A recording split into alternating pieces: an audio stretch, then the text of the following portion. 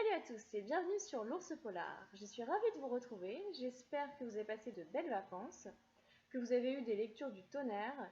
Moi pour ma part j'ai lu un petit bijou de polar, je vous en parlerai ultérieurement. Pour l'instant je vais vous présenter une nouveauté de cette rentrée littéraire.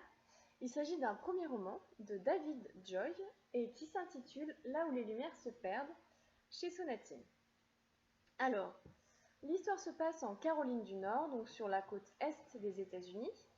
On suit l'histoire de Jacob, qui a 18 ans. Il est le fils de Charles McNeely, qui est le baron du trafic de drogue local.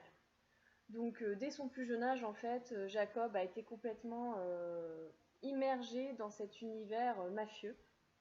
Et donc, il a commencé jeune à travailler pour son père. Je vais vous en lire un extrait.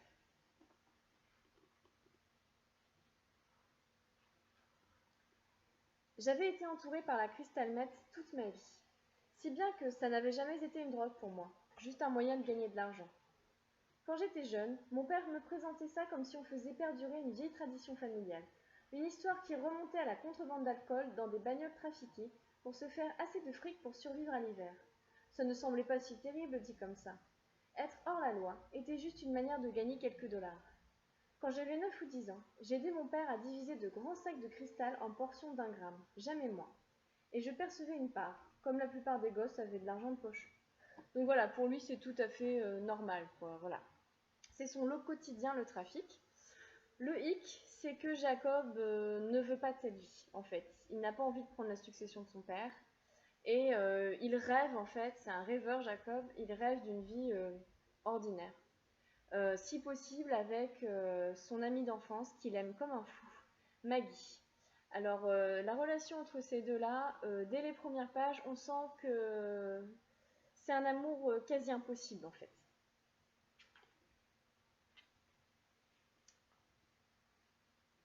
Nous sommes restés ensemble 3 ans, mais ça m'a semblé une éternité. Le plus important pour moi, c'était que Maggie savait d'où je venais, elle savait ce qu'on cherchait à faire de moi. Et elle croyait tout de même que je pourrais m'en sortir. Tandis que je croyais qu'on avait choisi ma vie pour moi, que je n'avais pas vraiment mon mot à dire sur le sujet, Maggie rêvait à ma place. Elle me disait que je pouvais être tout ce que je voulais, que je pourrais aller partout où je voudrais aller. Et par moments, je la croyais presque. Les gens comme moi étaient enchaînés à cet endroit, mais Maggie était sans entrave. Elle s'était enfuie d'ici à l'instant où ses yeux avaient regardé au loin. Si j'avais jamais eu un rêve, ça avait été qu'elle m'emmène avec elle. Mais les rêves étaient absurdes pour les personnes comme moi. On finit toujours par se réveiller.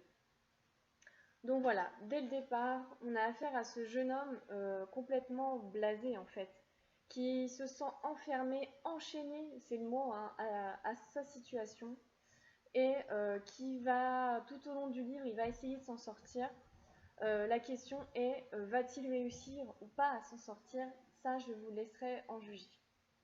Alors, c'est avant tout une histoire d'un homme qui se cherche. Voilà, qui veut vivre une vie ordinaire mais qui ne sait pas comment s'y prendre parce qu'il ne connaît pas, il ne sait pas ce que c'est une vie normale en fait, la normalité, la légalité, pour lui c'est des choses complètement inconnues donc il ne sait pas comment s'y prendre.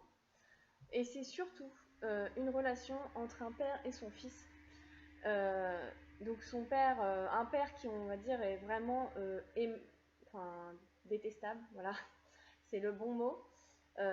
Et il n'est pas aimant avec son fils, il le rabaisse tout le temps, il le traite de la bête, enfin voilà, de faible. Il fait un peu peur à son fils aussi, parce qu'évidemment c'est quelqu'un d'impulsif et de violent. Même pour moi, mon père avait cette expression qui disait qu'il avait vu et fait des choses qui assombrissaient la lumière qui avait pénétré ses yeux. Tout ce qui restait, c'était ce que les types revenus de la guerre appelaient un regard perdu. Et même si mon père ne m'avait jamais rien fait qui m'aurait fait battre en retraite, j'avais toujours un peu peur quand il parlait.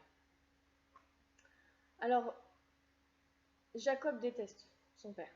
Voilà, il le déteste, il a une vraie répulsion pour cet homme, déjà parce qu'il a peur de finir comme lui, et aussi parce que il le déteste de lui donner ce fardeau, ce cadeau empoisonné, cet avenir complètement sombre et dégueu. Et Jacob ne veut pas de ce cadeau, quoi, en fait. Donc c'est pour ça qu'il déteste son père, c'est de lui avoir donné comme aucun échappatoire, en fait.